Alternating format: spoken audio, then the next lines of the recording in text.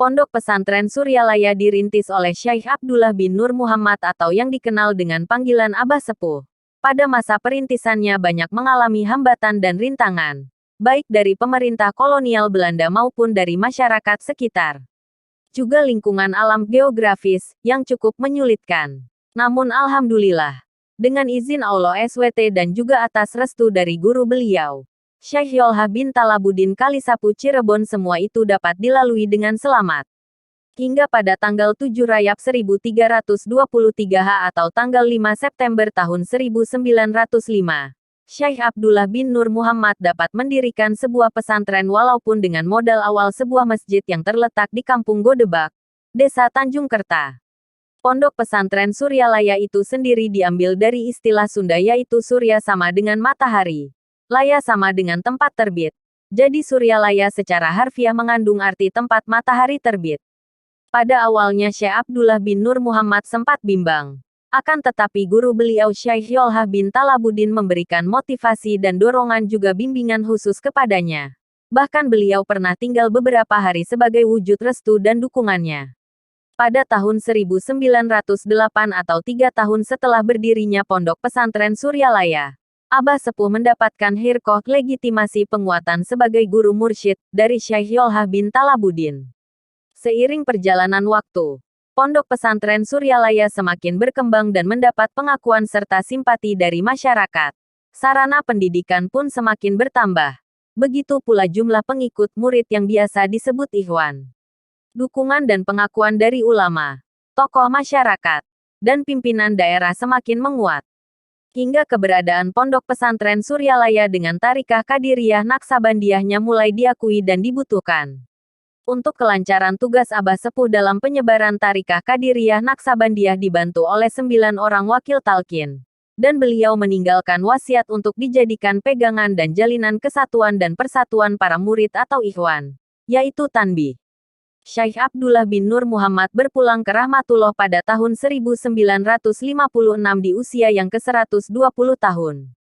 Kepemimpinan dan kemursyidannya dilimpahkan kepada putranya yang kelima, yaitu Kiai Haji Ahmad Sohibul Wafa Tajul Arifin yang akrab dipanggil dengan sebutan Abah Anom. Pada masa awal kepemimpinan Abah Anom juga banyak mengalami kendala yang cukup mengganggu, di antaranya pemberontakan DITII. Pada masa itu Pondok Pesantren Suryalaya sering mendapat gangguan dan serangan. Terhitung lebih dari 48 kali serangan yang dilakukan DITII. Juga pada masa pemberontakan PKI tahun 1965, Abah Anom banyak membantu pemerintah untuk menyadarkan kembali ex-anggota PKI, untuk kembali ke jalan yang benar menurut agama Islam dan negara. Perkembangan Pondok Pesantren Suryalaya semakin pesat dan maju. Membaiknya situasi keamanan pasca pemberontakan DITII membuat masyarakat yang ingin belajar Tarikah Qadiriyah Naksabandiyah semakin banyak dan mereka datang dari berbagai daerah di Indonesia. Juga dengan penyebaran yang dilakukan oleh para wakil talqin dan para mubalik. Usaha ini berfungsi juga untuk melestarikan ajaran yang tertuang dalam asas tujuan Tarikah Qadiriyah Naksabandiyah dan tanbih. Dari tahun ke tahun Pondok Pesantren Suryalaya semakin berkembang sesuai dengan tuntutan zaman.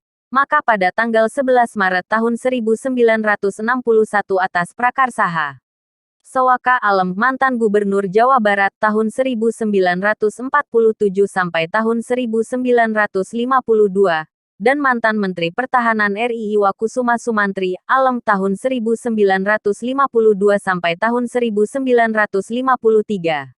Dibentuklah Yayasan Serba Bakti Pondok Pesantren Suryalaya. Yayasan ini dibentuk dengan tujuan untuk membantu tugas Abah Anom dalam penyebaran Tarikah Qadiriyah Naksabandiyah dan dalam usaha mencerdaskan kehidupan bangsa. Setelah itu Pondok Pesantren Suryalaya semakin dikenal ke seluruh pelosok Indonesia.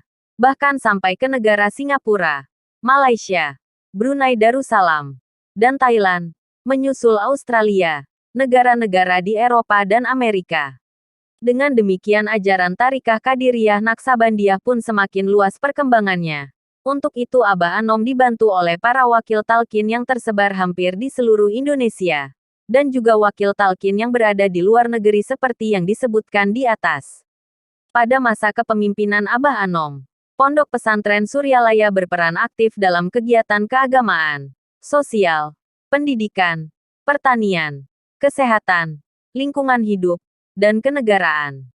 Hal ini terbukti dari penghargaan yang diperoleh baik dari Presiden, pemerintah pusat dan pemerintah daerah, bahkan dari dunia internasional atas prestasi dan jasa-jasanya.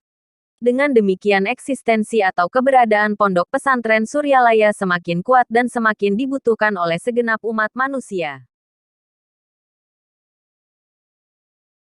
Thanks for watching.